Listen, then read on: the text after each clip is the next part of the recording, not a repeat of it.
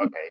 So even though we'll be explaining a little bit about what our goals are for the TCP and what are some of the future directions that we want to go, we also want this to be interactive, and we're going to give you opportunities to just ask questions at any point of the workshop while we're talking, because um, we know that that for some people that this might be the first time that they've had exposure to the community psychologist and may haven't ever had submitted before. So we just wanted to let you know that there's going to be definitely opportunities for you to kind of ask questions and bounce ideas off of us throughout the workshop, even outside of the specified times that we have.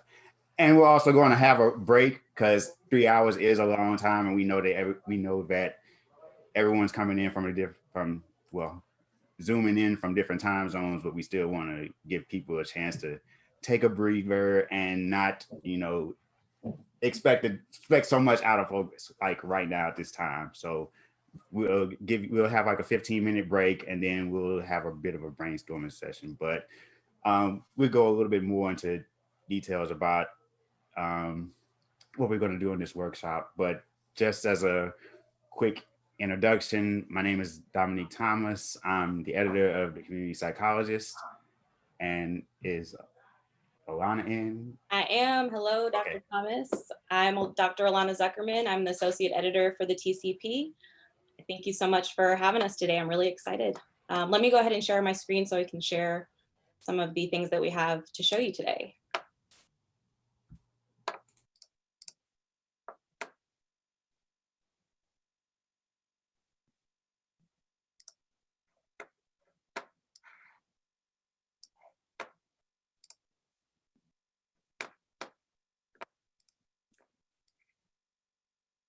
All right.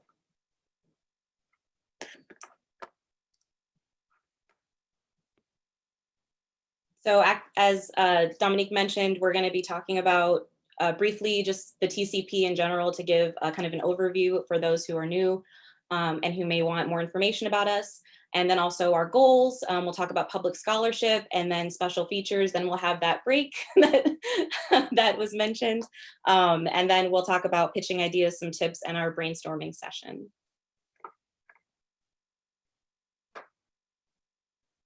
And I will hand it off to my colleague and editor for opening us up with our purpose and learning objectives.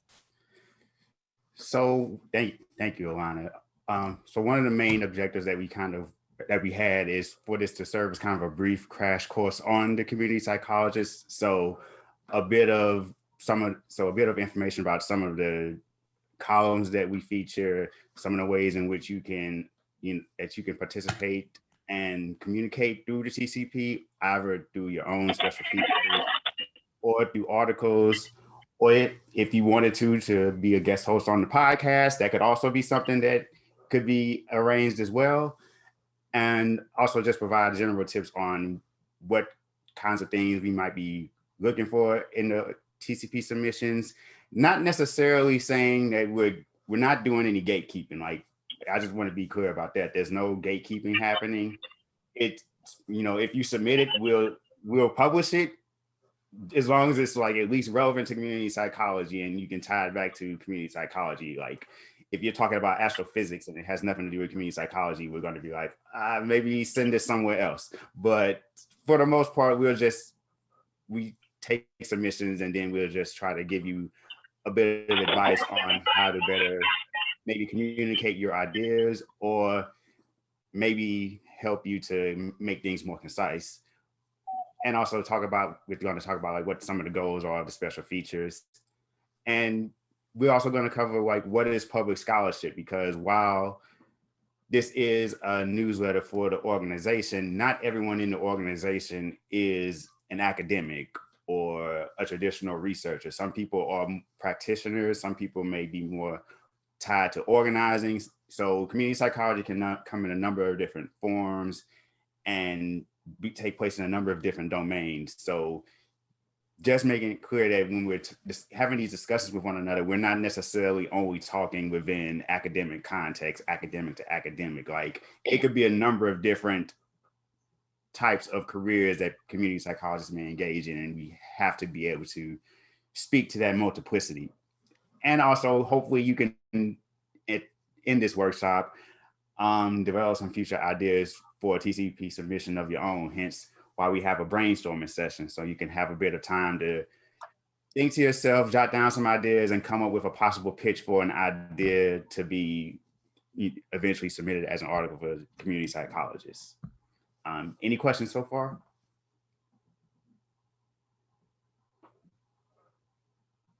Nope. All right. Okay. So broadly speaking, the Community Psychologist, or TCP, is our official SCraw newsletter. We're kind of a more informal venue. So you'll see that in some of the tips even that we talk about. So if there's a full-length article, this may not be the right necessarily outlet, but we would still love to talk about like a shorter piece that still talks about that work, or that longer article.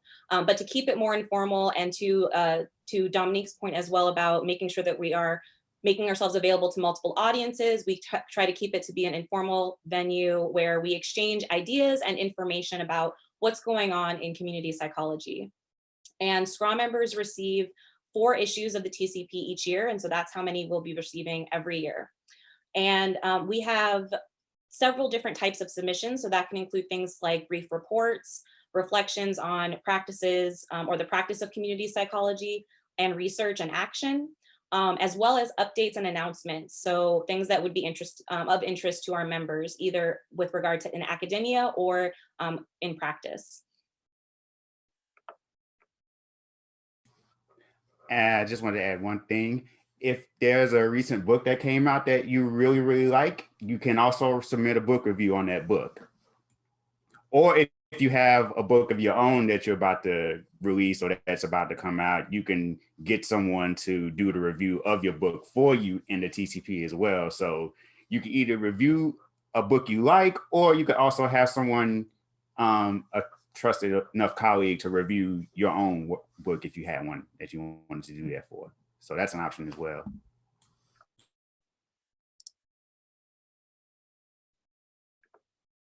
So next we have a kind of a sample of different types of submissions that you would find in the TCP. And we have this as something that's available. So if people are interested, we would like to make this available to everyone who has attended today and anyone who has interest in this. This is really just a compilation of some examples of different types of submissions that you'll see in the TCP. Let me move that.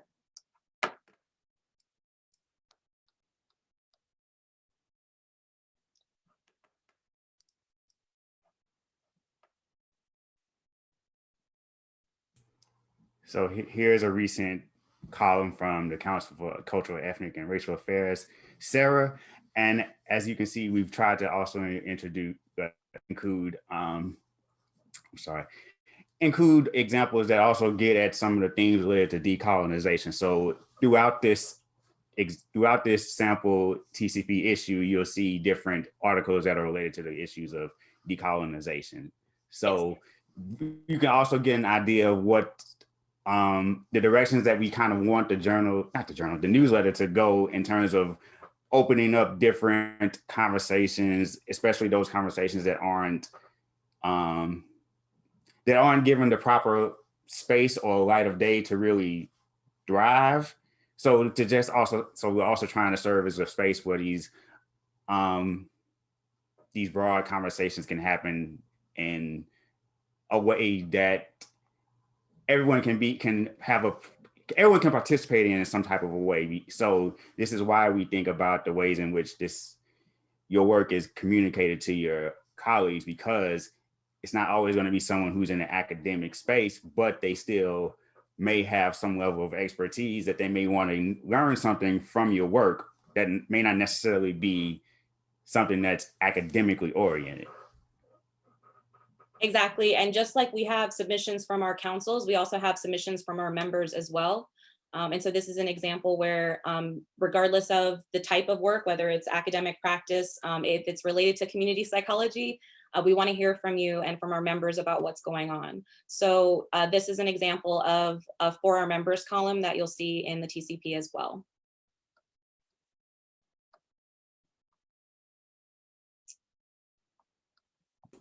And with the from our members column, with those, you would just submit directly to us as editors. So normally with the columns, you would submit your article to the column editor.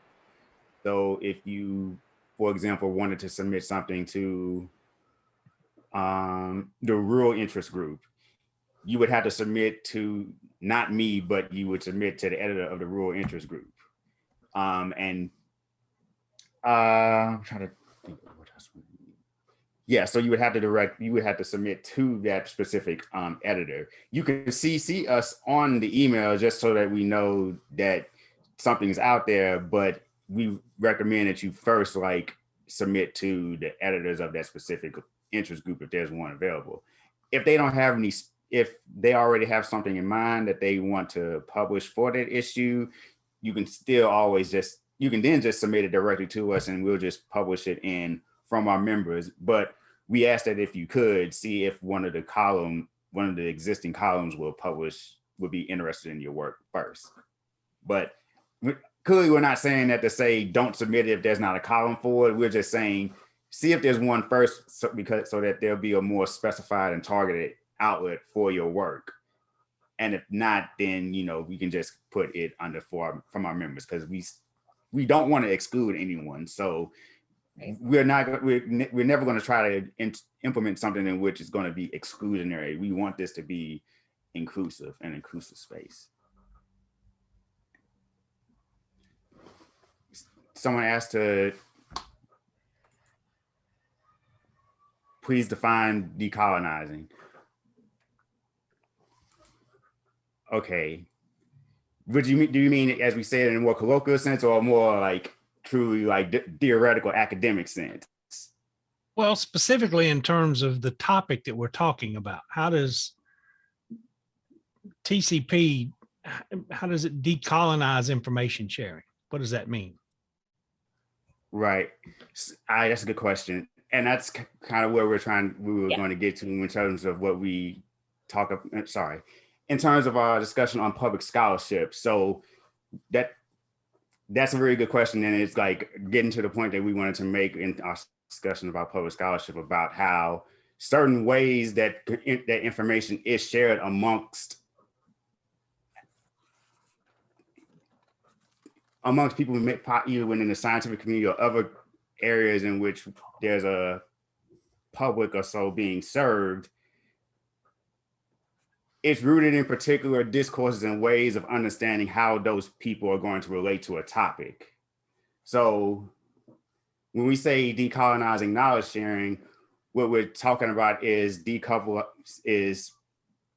taking away those colonial assumptions in terms of who can know what and how it can be disseminated and to whom it can be disseminated.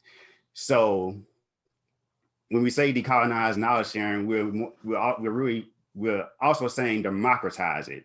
So that means not using so much jargon that it obscures what it actually is that you're talking about, or relying so much on academies or academic language that even though you may be communicating to someone who would likely know what you're talking about, if you spoke about it in a more practical manner, the use of overly academic jargon obscures the ability to communicate what you're talking about fairly.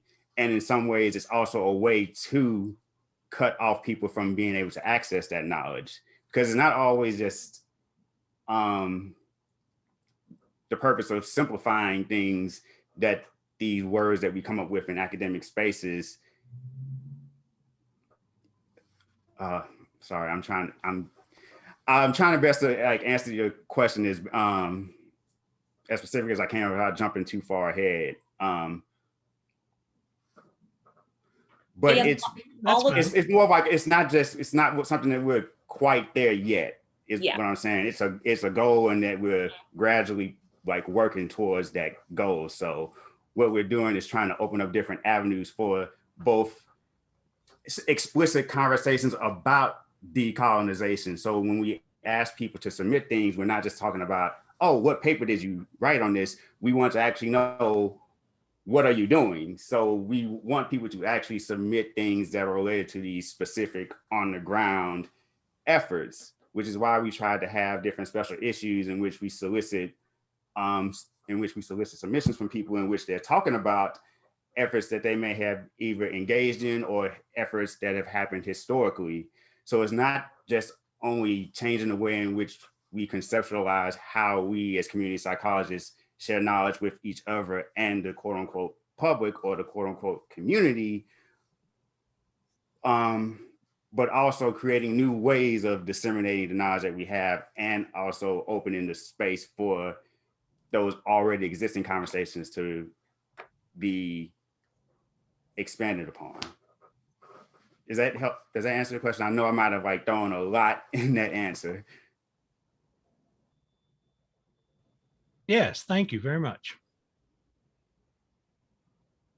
And any other questions? That was a really great question. A really great question.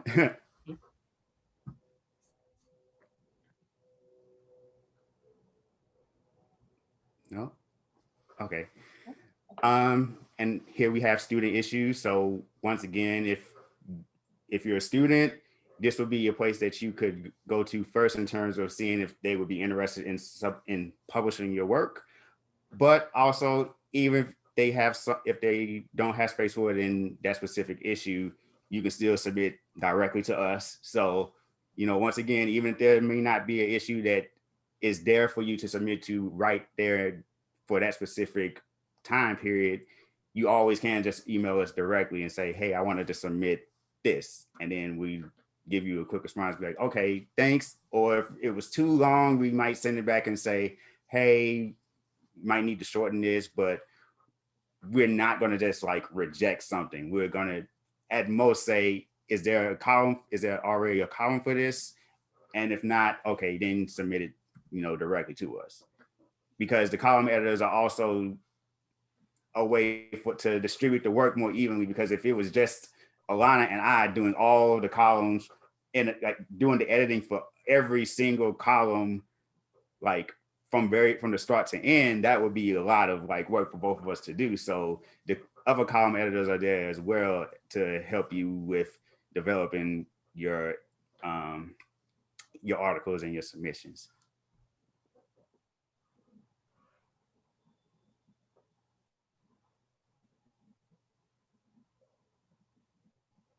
Lana, do you have anything to add? No, I'm going to talk about some of the new aspects of the TCP right after we show the sample. So the last thing on here is the special feature.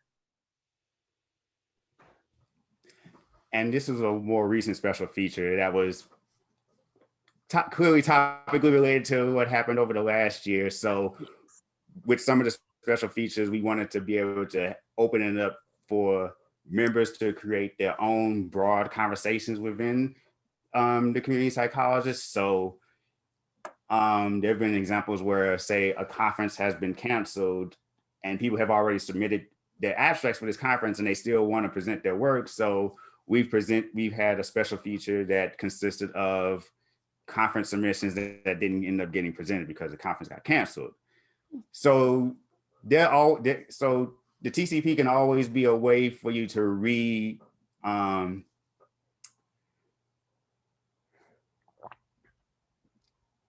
I don't want to say recycle.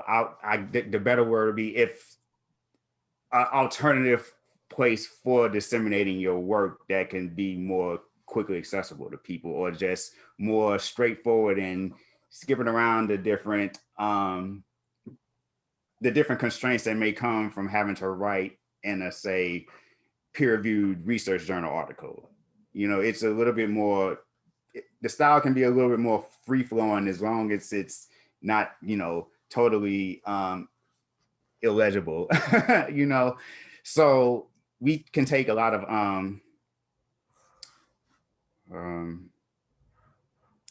we can take a lot of different submissions and maybe expand them out into special features, because we know that there's a lot of different topics that might not be as highlighted throughout the field. So we want to provide spaces for people to talk more about some less discussed issues. So.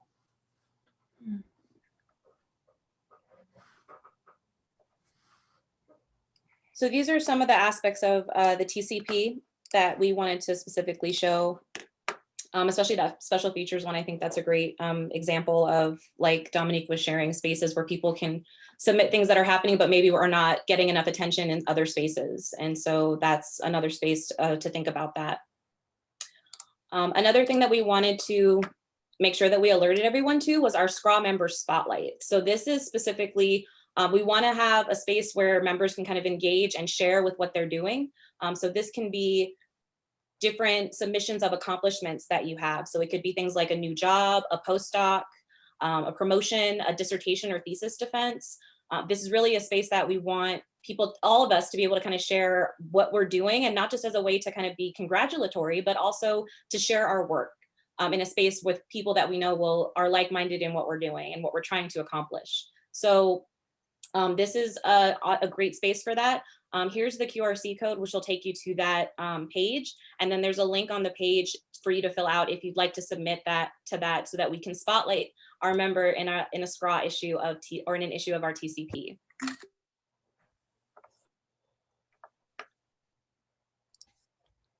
So we also wanted to touch on some of the new things that we've recently implemented with the TCP.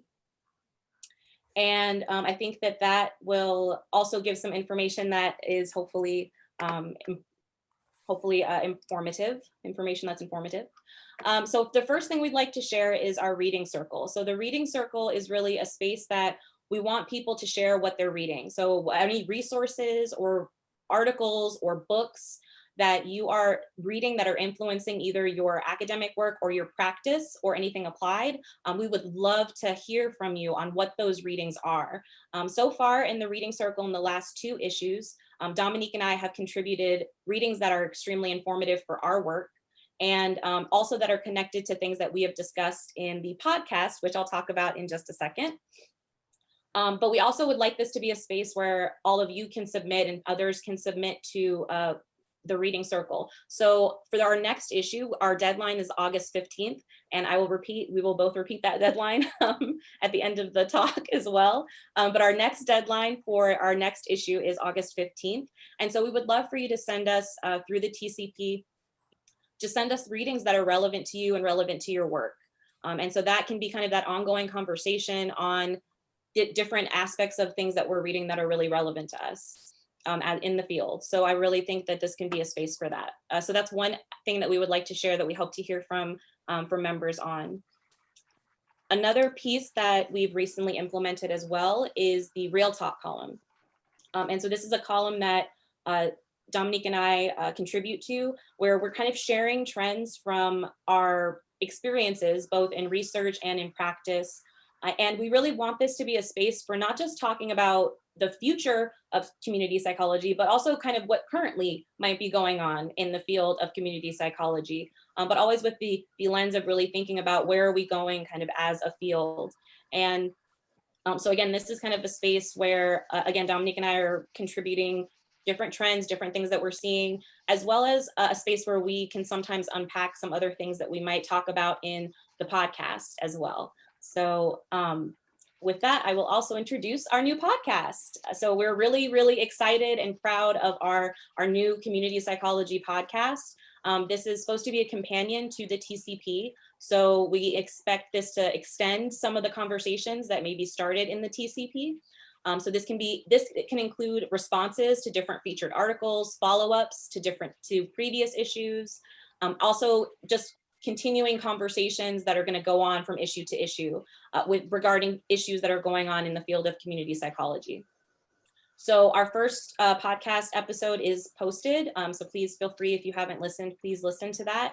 And we also are having guests on our podcast. So our next podcast, which will be released with our summer issue, is going to have our first guest speaker.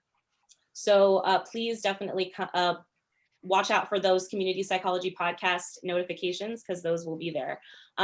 We've included a QRC there for you, so it'll take you to the community psychology podcast on the TCP website, but you can also find us on Spotify.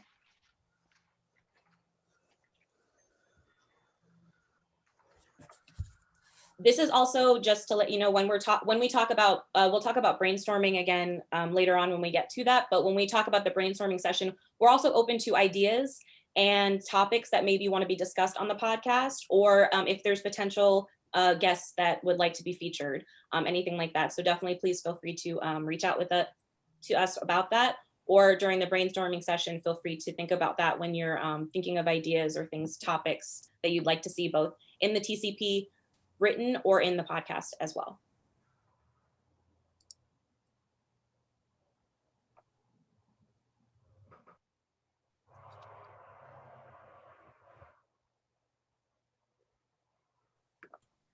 I think we might have touched on our goals kind of repeatedly, but also through the great question that I just got from George. But in terms of what our goals are for TCP, one, we want to promote public scholarship more and activist scholarship as well. And a lot of times public scholarship and activist scholarship may be used interchangeably. We also may think about this as, community engaged scholarship or community-based research. All of these things can fall under the umbrella of what's considered public scholarship because of who is considered the target audience for the work that you're disseminating. So because of that, and realizing that there can be different publics, we want to highlight community psychology in different domains as well. So each community psychologist may not necessarily be talking to the same type of public or same type of audience, and hence why we wanted to have TCP be a space in which people can actually talk across those different domains and not get stuck in their specific like silos. And as I mentioned earlier, we wanted to highlight more explicit decolonization work, not just theory, but things that are actually being done, and also to push TCP as a publication for the future. So being future oriented as well.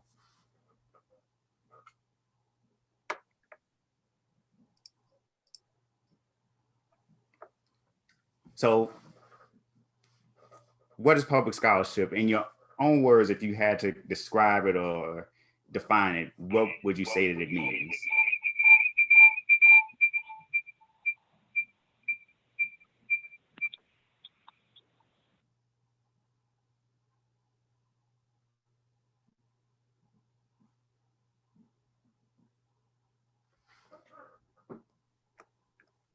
Okay, you see knowledge sharing. Scholarship. Knowledge and scholarship that belongs to the people. I like that one. I like that one too. Yeah, that's a good one. That's a really good one.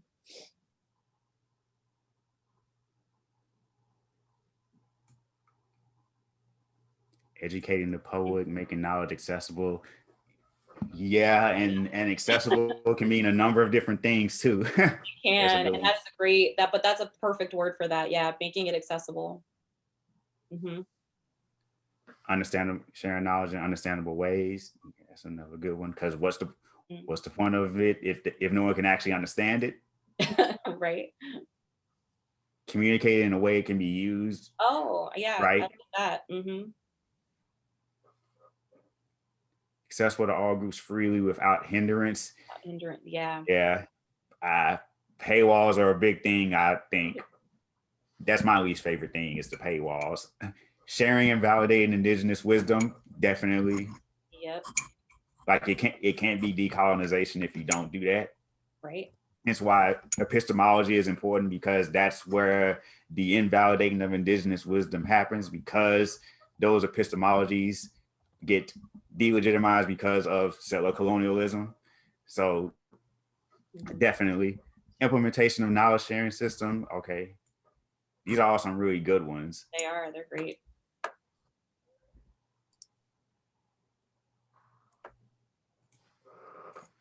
So I think everyone where's a hand clapping emoji?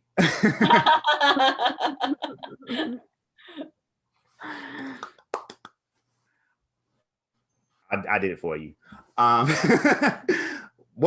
Okay, so everyone pretty much got some of the basic points of what public scholarship is. So as I mentioned, it could be seen as intellectual activism. So in the words of Patricia Hill Collins, speaking truth to power. Or it could be community-based research or community-engaged scholarship, which is a term that we hear a lot in community psychology. So it makes sense that those words would be associated with it as well. And we also think about it from the perspective that the public should be the primary audience, and that academics as a public might be a privileged public, but shouldn't be treated as the superior or only public that matters. So when we're writing in, say, in academic journals, we're talking to a specific type of public, one that's more in the academic realm. They're still a public, but they're a real specified public. But we shouldn't look at them outright as being the only public that matters or the only one that is worth being communicated to. And we also think that scholars should be protected who do work on behalf of the public, not just for their own career academic gains, because as we've seen as it's been demonstrated throughout history, sometimes the academic or the scholar who is working on behalf of the community is made public enemy number one, because the research or work that they're doing is actually kind of hegemonic to what's the prevailing research at the time. So an example would be W.E.B. Du Bois. He could be considered a fore-founder of scientific sociology. He was doing quantitative research in sociology before anyone else was, but because he was doing it to prove the humanity of Black people, his research was marginalized. So years later, after people finally caught up to doing scientific sociology, quantitatively based sociology, different people get to claim credit for that, not the person who originally did it, because he was punished for doing that type of work for a public good, not just for his own career academic gains, because there was a price to his career for doing this type of work. And oftentimes one of the prices that we have seen as well is that work that is done on behalf of the public good is not often given the space to have some sort of public dissemination in the same vein that we see other types of work that are given that same space. So we definitely want this to be a space where work that's being done that's not just connected to academic or career interests can also be given a fair amount of space and attention.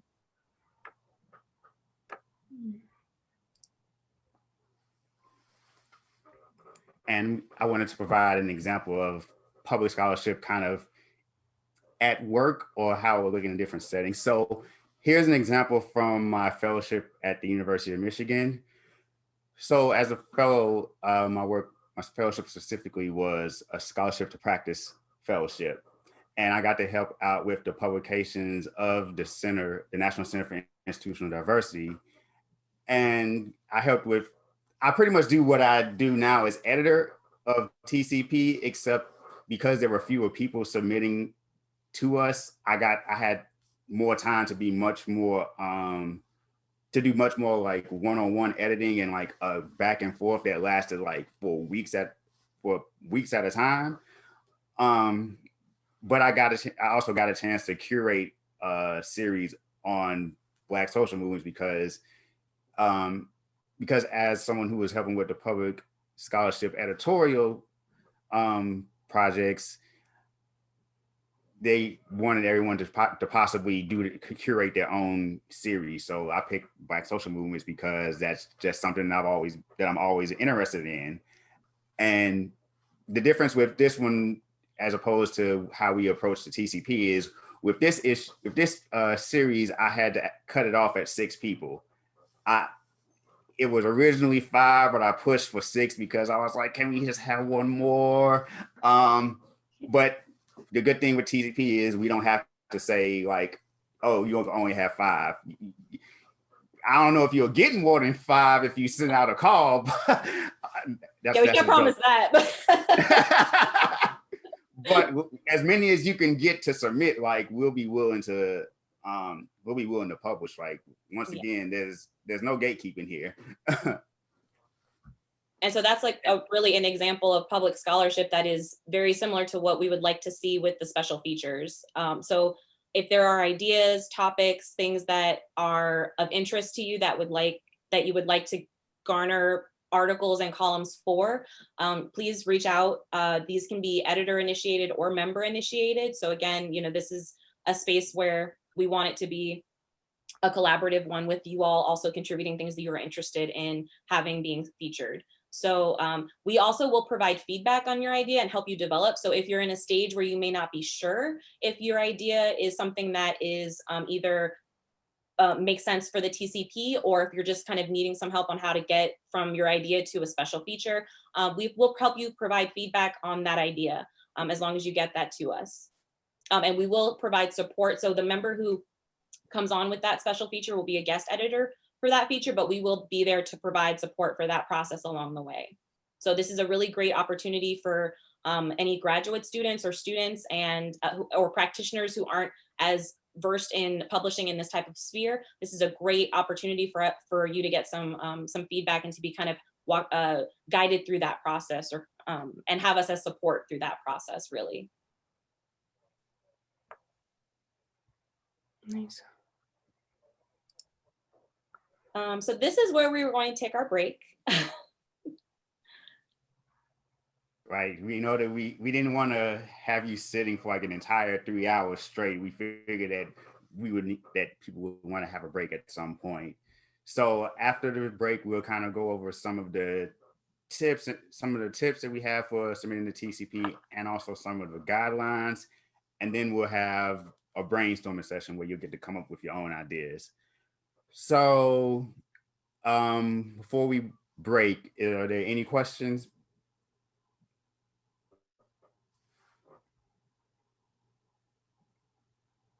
Nope.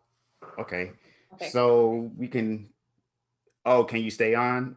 Okay, I can stay on. But if there's no other questions, we can take a break right now. What's the time that you have? 3.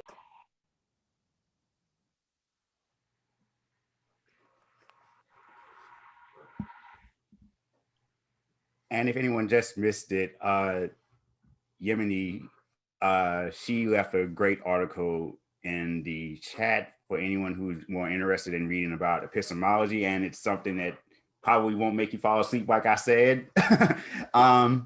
And I think there's a couple more links to other things too. Oh no, it's the same. It's a link to the same article. Hopefully it's not, and I assume it's not behind like a paywall or anything. So that would be a useful read to kind of get a bit of a more understanding on what type of intervention we're essentially trying to do with accounting for different types of epistemology. Yeah, paywall free. Thank you. So in terms of pitching ideas, first, just send us an email. Like, it's literally that easy. Like, hey, my name is such and such. Probably would help if you put it in the subject heading, like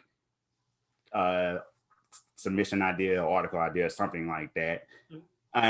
But first, ask yourself the question of, is there an existing column for your topic? So as we mentioned before, there may be a column that's already there that is a great place to disseminate your work, and it'll have a more targeted audience. So if you feel like your work fits the column, then it would be a great place to disseminate your work amongst people who you could connect with and possibly collaborate with as well, because we want people to get connected with others that they can collaborate with. Hence, is it relevant to community psychology practice?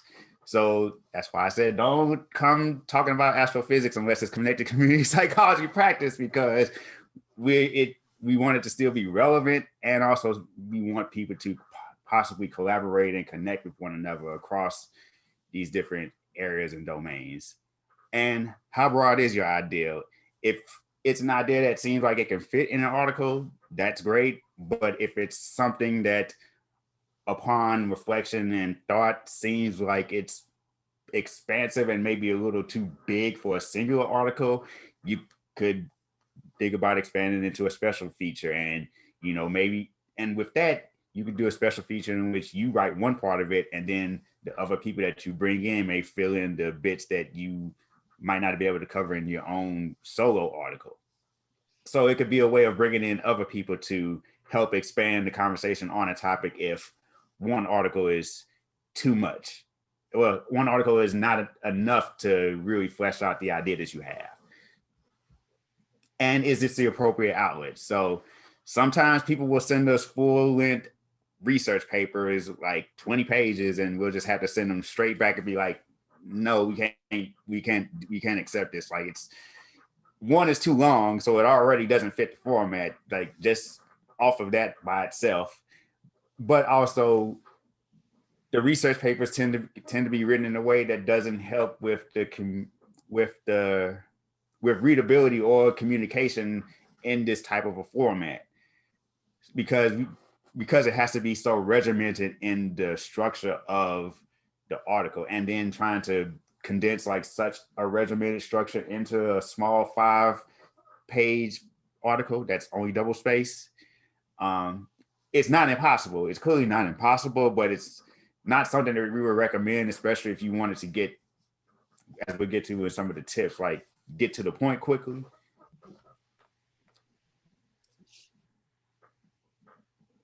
So some tips: don't use too much jargon. Sometimes jargon, as we said, like prevents understanding because it's highly special. It could be highly specialized and technical language that may actually be unnecessary for just communicating the point. So an example would be if I was to constantly say racial socialization without actually saying that, oh, how parents talk to their kids about race.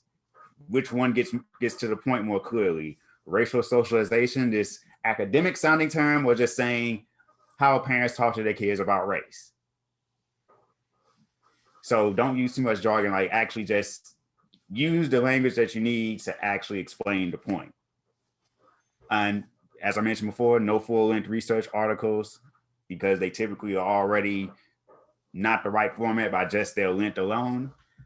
And also related to the too much jargon, and also get to the point. If you can, make your main points clear up front so that the person will have a bit of a roadmap who's reading your paper of where you're going in the article, because you also you don't want to just like talk at people. You want to kind of have a conversation with people through your article. So you want to communicate in a way in which you're guiding people along your topic and not just doing an information dump on them.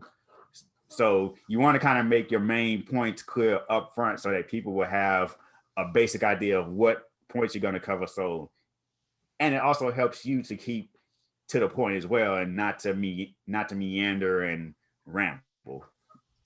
Also, double and triple check formatting. So check the submission guidelines. Please check the submission guidelines, and please double and triple check your formatting, because it being the wrong format makes it a little bit, slows down the process a little bit, because sometimes when it's the wrong format, it also makes it more difficult to actually read it quickly. So there's a difference between reading a double space paper and a single space paper. The space between those words makes a lot of a difference. I mean, someone like me who's got glasses and is like in front of a computer screen a lot of the time. So it's also like easier on us to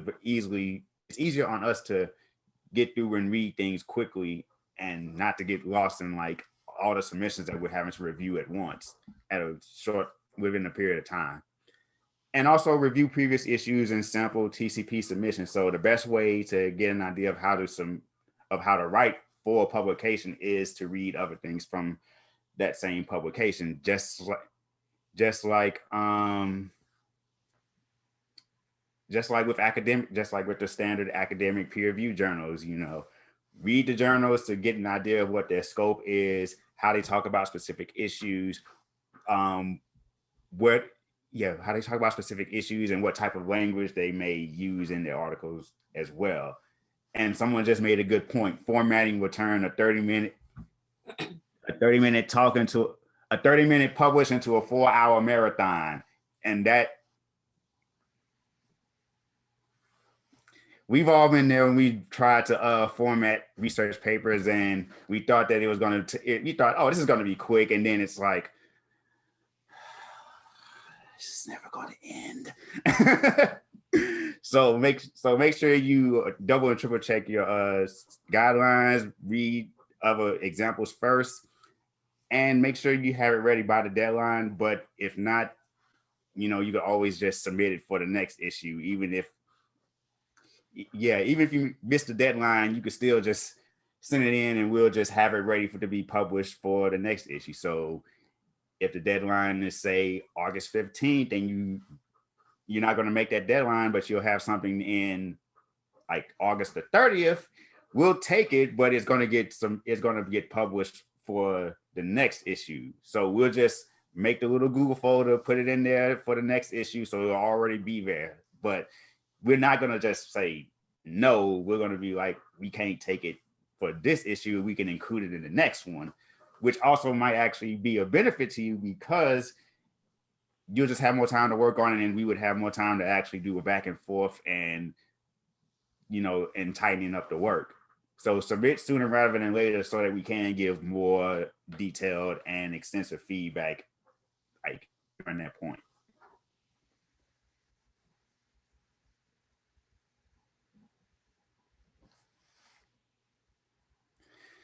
So we're going to have a bit of a brainstorming session. So we're going to set aside 20 minutes.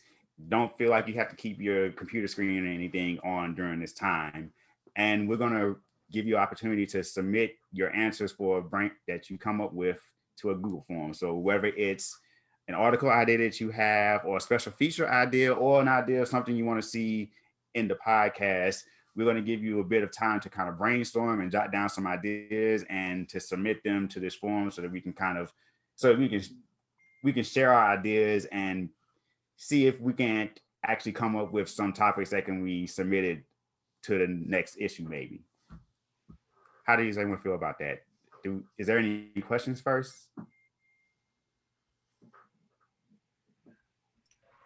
And just to reiterate, you can open up the Google form and either using the QRC code or using the link that I just provided in the chat. And while the last question asks for your name and email address, if you want to remain anonymous, you absolutely do not have to provide it. So we want to make this an open space, because we will share the answers with everyone. So we will show the responses on the shared screen. So just letting you know if you do choose to share.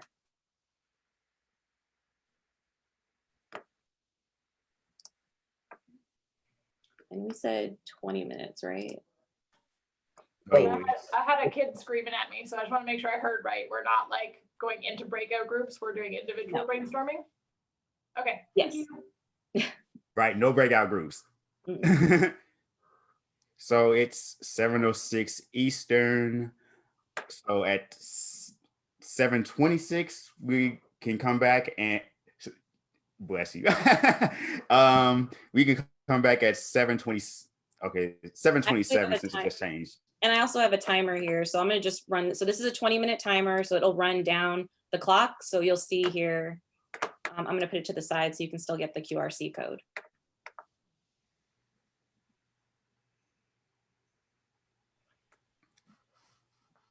And if anyone has to leave, like, that's fine as well. Like, thank you for coming. Thank you for coming to the workshop, and we hope that you got something useful out of this, and that you can submit something in the future. So thank you for coming. Yes, thank you so much for coming. And if you have to leave and still want to submit your idea, please feel free to still use that Google link or the QRC code as well. But yes, thank you so much for coming. Would you all like me to pause the recording? Sure.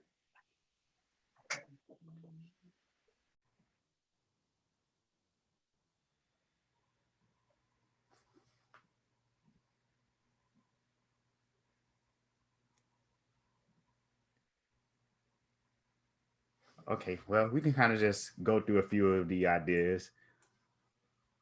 Can I just say, Dominique, I don't necessarily need to share my idea, but I will just say that when I saw the questions, I was like, oh, I don't really know how to answer these. I haven't really thought about this. And then I just sat with them for a second, and all of a sudden I had like 30 ideas and thought, like, wow, we have so many like stories we need to tell each other and so many like process pieces that don't make it into academic journals and so many like just things we think about and talk about a lot at conferences but don't get documented in ways. And then I just filled the boxes and got a little bit excited to think about all the things that we could do. So just thank you for the questions that seemed simple at first, but like in fact were not simple questions. Yeah, there's a lot of different ways that it can go, because once you kind of free it up from the constraints of having to meet a specific format, then like the types of questions that you start thinking about and the types of topics that you think about, it starts to open up.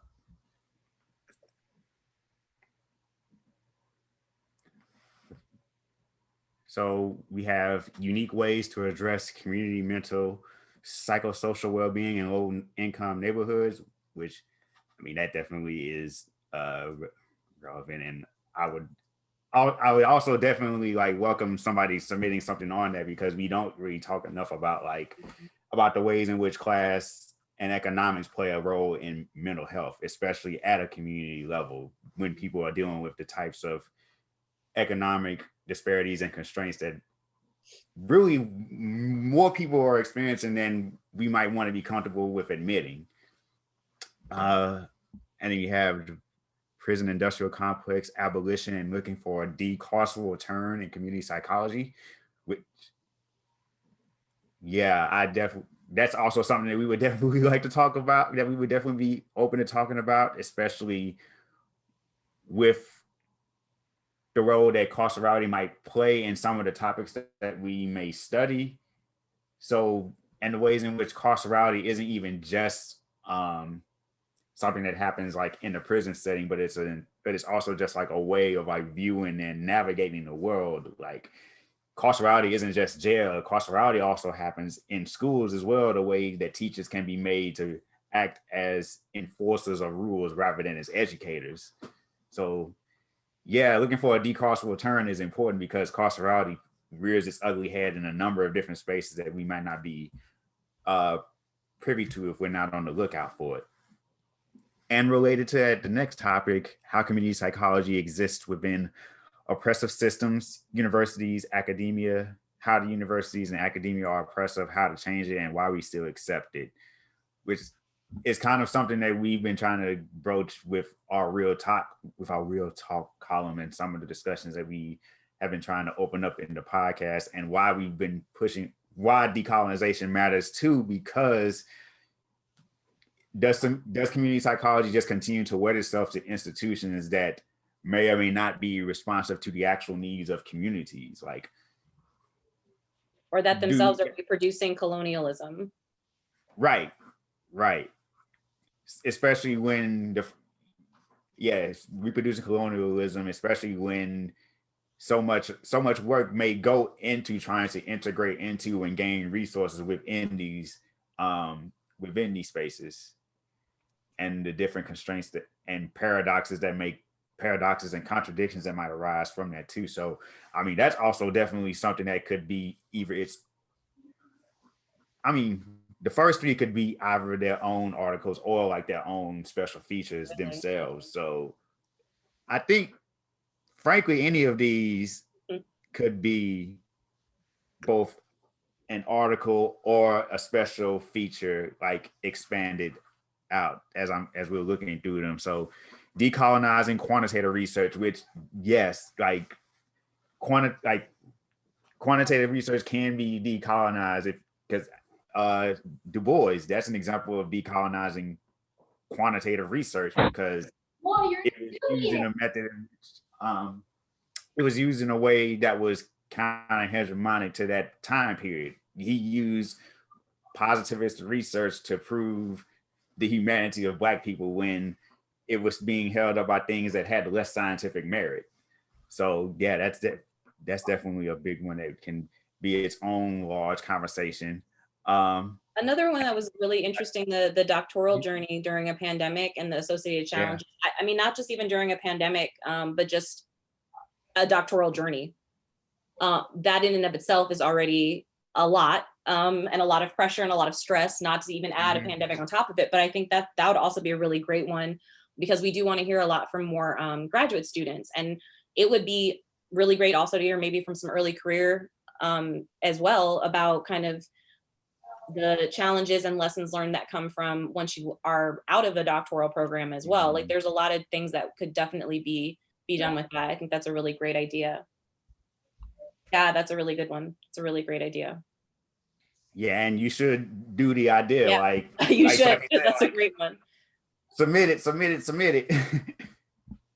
And asking the colleague idea is a great idea because it also makes it more interactive as well. Like it invites people to actually respond and have conversations with what's already being published. So keeping the discussion going and back and forth. Yeah, I Keeping love it that alive. idea to ask an expert, because we all have expertise in such variety of areas, things that some of us don't even know, because oftentimes we're kind of telling one story sometimes when we're in a particular space, but we're multifaceted people. We have lots of expertise in a lot of different areas. So it would be really nice to have something like that, like an ask a colleague or expert column. Yes, yeah, a TCP version of the community toolbox. Yeah, definitely. Definitely. And yes, Yeah. you ever said queer stuff? I'm definitely down for that. That could also be we could do an entire special issue on LGBTQ issues, and LGBTQ in general. That would be an amazing issue. Submit it. Yeah.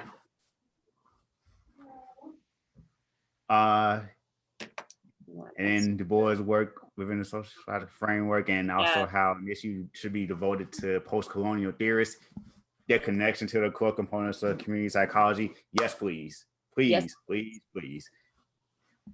You could also submit that shameless plug to the special issue in the AJCP that we're doing too. So I also think about the TCP as a way in which people can brainstorm ideas that they want to have for other connected outlets. So you can kind of workshop your idea in the TCP. So just getting like a handle on how you're going to just explain your topic or make sense of your topic in a general sense, while also thinking about also using the feedback that we give to better frame where you submit it to in the future if you're going to do more of an academic journal, because there's also some academic journals that may be more similar to this as well. Like, so you may find that, well, actually, AJCP does first person narratives too. So some of these things that may be published in TCP might also be really good for the AJCP, depending on what specifically you send. So that definitely can be overlap, and this can be also like a funnel to some other like future projects. So, maybe you can start out with an article that maybe expands into a special issue, and then you have a breadth of information on that might even then turn into a research article or a peer-reviewed journal article, or maybe even getting a little bit of practice in creating an actual special issue where you guest edit a research journal. So I think of the TCP as also a way in which people can kind of dip their toes in working out their ideas and talking about and disseminating their ideas in different ways, while also hopefully giving people a chance to work out ideas that could be used for other. Yeah.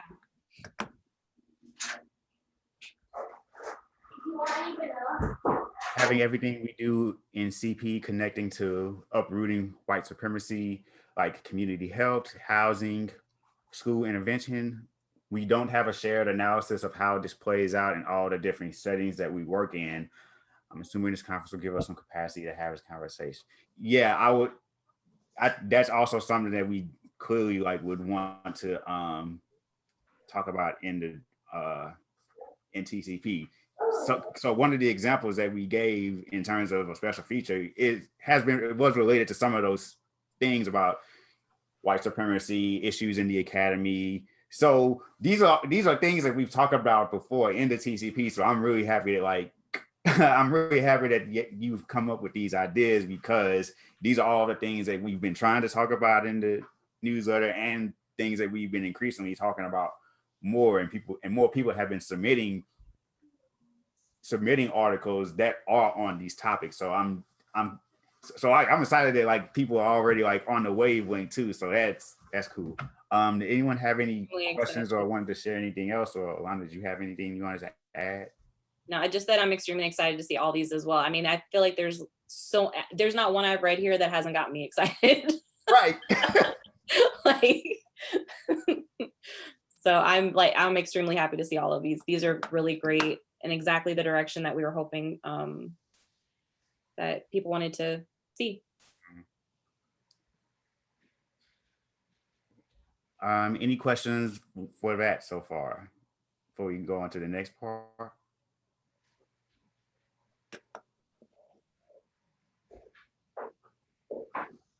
Okay. So we scroll down to possible topics. Community organizing as a community psychologist. Well, our next podcast episode is going to be somewhat related to that, actually. Yes, so it's actually pretty timely. You said it is. Yeah, and that's also something that's definitely been published and talked about in TCP before. How do you like doing community organizing as a community psychologist, and definitely something we want to see more of, because once again, community psychology is multifaceted. It's not just in the academy, it's in community organizations, it's in different workplaces, it's all over the place. Oppressive dynamics within the classroom, lack of policies in universities, addressing First Peoples, and visibilization of colonialism within universities. Yes, all those. And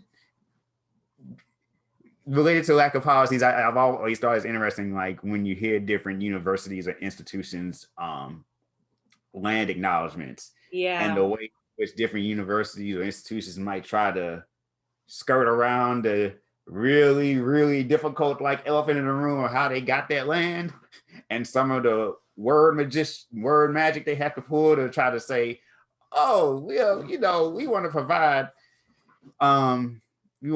acknowledgement, but also not too much implicate ourselves in some really messed up things. So yeah, that's definitely something that I think about a lot, like when I'm in different like academic spaces and there's like a land acknowledgement. It's like, are you doing this because you actually feel you have to acknowledge the violence that happened that gave you this land, or are you doing it just because you're trying to seem like you're quote unquote inclusive without actually thinking about the historical legacy and what that really all entails? So I definitely agree with that type of a topic for the TCP. Doing CBPR, so community-based participatory research, pros and cons of the experience during the pandemic, that would be good too. I love the idea of a special issue with student work too. I was just about to say that. That would be really great. I know for me personally, if I saw that as a student, that would really empower me to think about publishing more, and to, not that we already don't think about publishing enough, but I feel like the TCP is a really good space because of the fact that we want to work with you on certain, if there's like topics or areas that you're not sure about in terms of the special issue, or if there's work that you want to submit but you're not sure about, we're definitely willing to work with you there.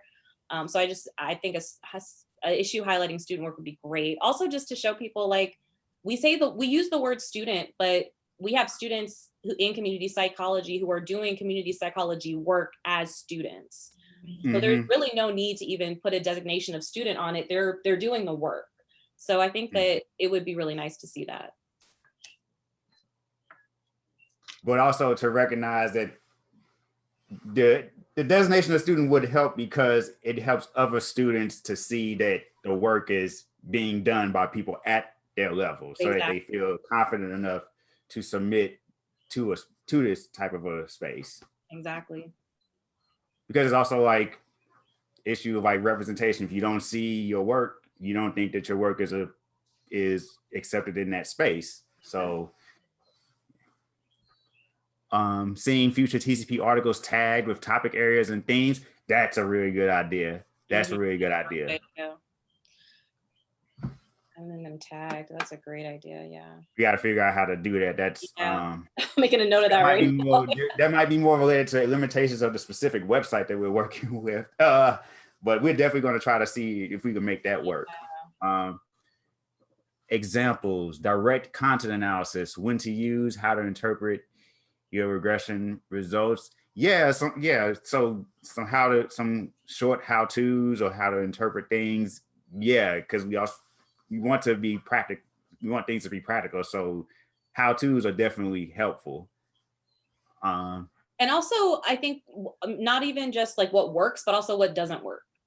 We can learn a lot from each other by the failures that some of us have maybe had in certain spaces. And I think that is also another area that we don't see a lot of published work on failures, on things that don't work. But that would be really nice to see. Like if you have that too, if it's something that didn't work out or something that, an experience that you learned from in some sort of way, that would also be really impactful, I think. Because a lot of times I think with doing community-based work, there can be some hesitation because maybe you just don't, you're worried about doing something or doing something wrong. So to hear that other people can fail and still succeed really it's really important. Plus it's better to learn, I think, from each other than to get into a space and then learn something because we didn't, do our due diligence in researching it. But I feel like this would be a good space to learn from mistakes. Mm-hmm. And then this next one, I'm tired of coming out. Like, I don't, yeah. Mm-hmm.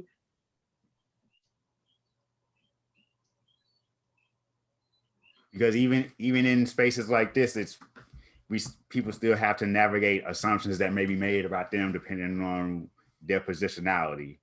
So that's also a conversation that needs to be had more about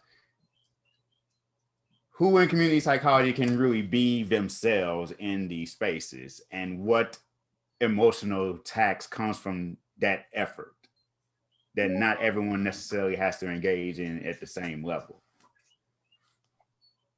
Yeah, I'm tired of coming out would be a great one. I'm exhausted, so that would be, I can definitely contribute some piece to that. Yeah. My silly joke, but yeah, I think that would be a really great one. That could be the title for your guys' issue. I'm exhausted. I was actually just thinking the same thing. I said, I'm tired of coming out sounds like a great title for a piece. Yeah, it really does. That's so true. It really does. These are such great ideas. I'm so excited. To include next one, including SCraw members and others in helping to decolonize the current community psychology competencies.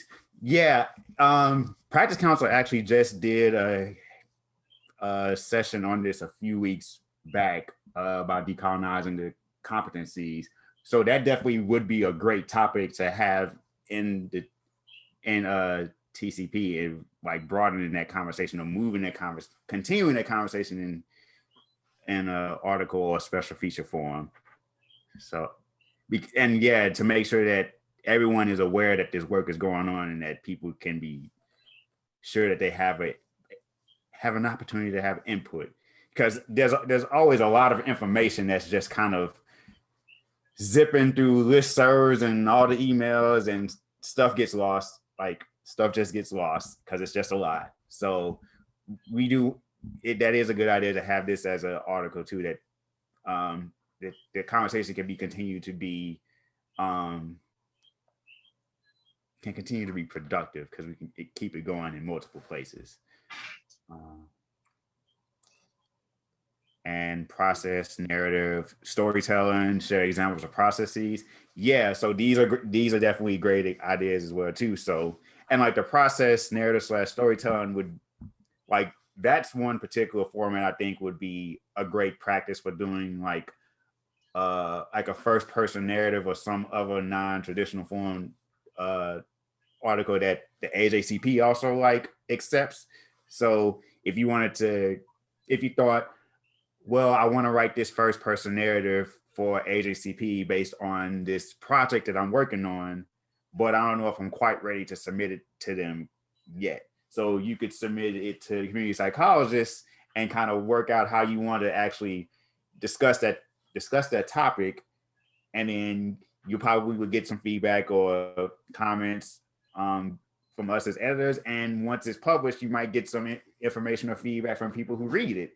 So you might get some better insights from dialoguing with your colleagues about your first person narrative in a TCP, which then would give you a better idea of how to frame it when you eventually submit it to, say, the AJCP. So I think all these can be topics that can start off as articles here, but then could be eventually worked into something more peer review ready. Any questions so far? I was just thinking, actually, this just occurred to me, but something around, it was a combination of narratives and storytelling and how to, like in my brain, that was coalescing. It would be really great to be able, like the last year, almost everybody from community workers to researchers have had to completely reconfigure how they engage with people, either through community work or through intervention or through research, because nobody could talk face to face for a year.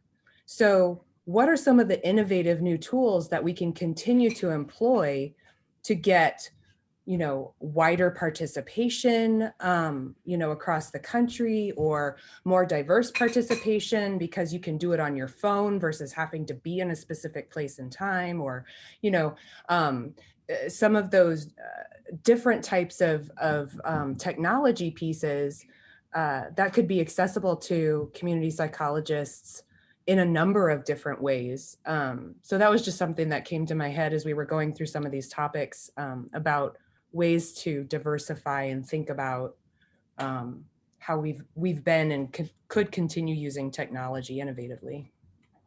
Right, that's a great question, and that's partially why we wanted to do the podcast, because we wanted to have another way for people to disseminate their work and have a format that might be more accessible to people. So it's not as taxing to listen to, say, a 30-minute podcast as it is to read, say, a 20-minute article or something like that. Like you can kind of you can put on like the podcast in the background while you do work on something else. So that's why we also wanted to do the podcast, because we wanted to use technology not only to innovate, but also to expand what's already being done. So some of these, like we mentioned earlier, some of these articles that we submit could also end up being, you know, we could do a podcast episode on that in which we bring you on as like a guest and you get to talk about your work or your article. So there's definitely ways that we can take advantage of technology to get the work out there in different ways.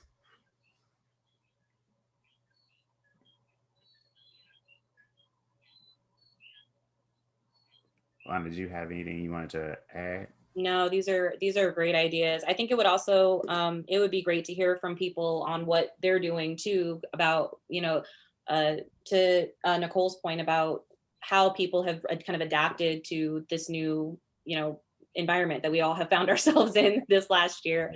It would be, I know, even just having like conversations with people about what has worked and what hasn't has been really impactful. So yeah, having some sort of either article or even dedicating a podcast series episode or something to it, that would all really be interesting. And I think that idea of using like the storytelling, the narrative, giving practice, but also it's so much easier to talk about that in a first person, from a first person perspective, to speak to like, oh, you know what, we did this podcast, let me tell you about how all this, the editing that went behind it and what we had to figure out with what type of software to use and how we did this. And you could actually say like, I did this or we did this, instead of saying the researchers did right. this. But I feel like it also gives you a little more like, it lets you be able to speak to the experience of it, not just from a more speaking to that experience from a more personal perspective. Like I was enraged and wanted to throw this across the room type of perspective, because that's also something that I feel has happened this last year. But also really interesting because, like you said, there's a lot of tools that I think all of us have been able to maybe use in conjunction with things that we've been doing that we used to do prior to having to change things up because of COVID.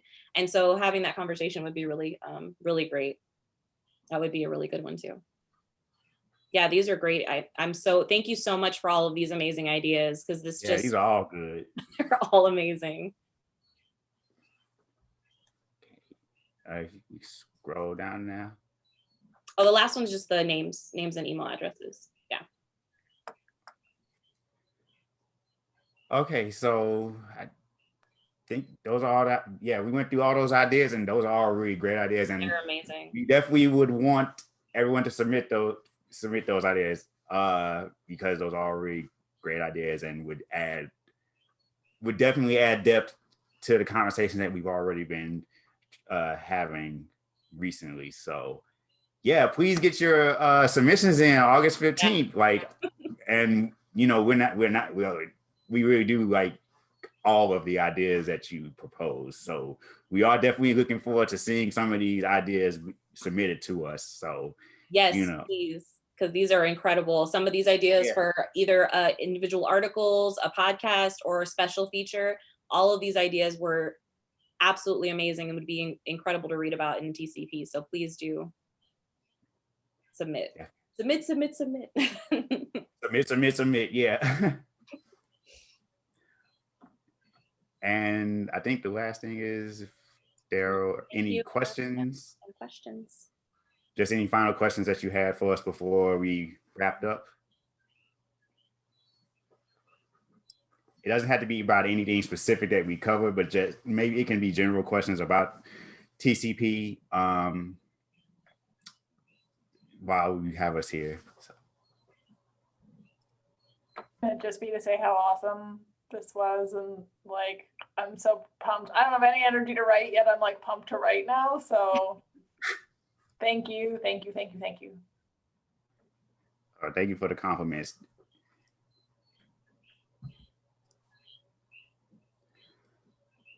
All right. So if there are no questions, I think we can call it a night. Thanks everybody for participating and giving your great ideas, and like we really do think that your ideas are great. We are not lying. Like seriously, we are not blowing smoke. We really do. Thank you for amazing ideas. So yes, thank you so much, everyone who's come today. Please submit. Don't think about something right now. Take a break, breathe. But thank you for being with us and sharing these amazing ideas. Right. And if there's anything that you missed, like this will be put on the SCraw YouTube channel as its own video, and we'll release this as a podcast episode. So you'll be able to find it in multiple places if you missed anything or just want to listen to it again. You can do that too. And if you haven't done so, please remember to register for the biennial next week, and also check out some of the other pre-conference sessions that we have this week. Thanks, Dom and Alana. This is Jerry. I sent in the ideal about the competencies. So let's talk further about extending that conversation to your podcast and your real talk, et cetera, and get some broad. And I think that the link to the document is in Google Doc to add input to it. So yeah, if that sounds good to you all, let's chat or you know, about extending it and getting it out there, even if it's just like an article to invite people in with some links, since you know the TCP is online, etc. So if that sounds good, yeah, we'll connect. Okay. Yeah. Thank you much. Sounds great. Appreciate you all. Okay. All right. So if there's no other questions, we'll have a good, well, I was about to say good night, but not everybody in the same time zone. Have a good day, have a good night, have a good time. Have a good time. Rest well, be well, and hopefully we will hear from you soon. Yes.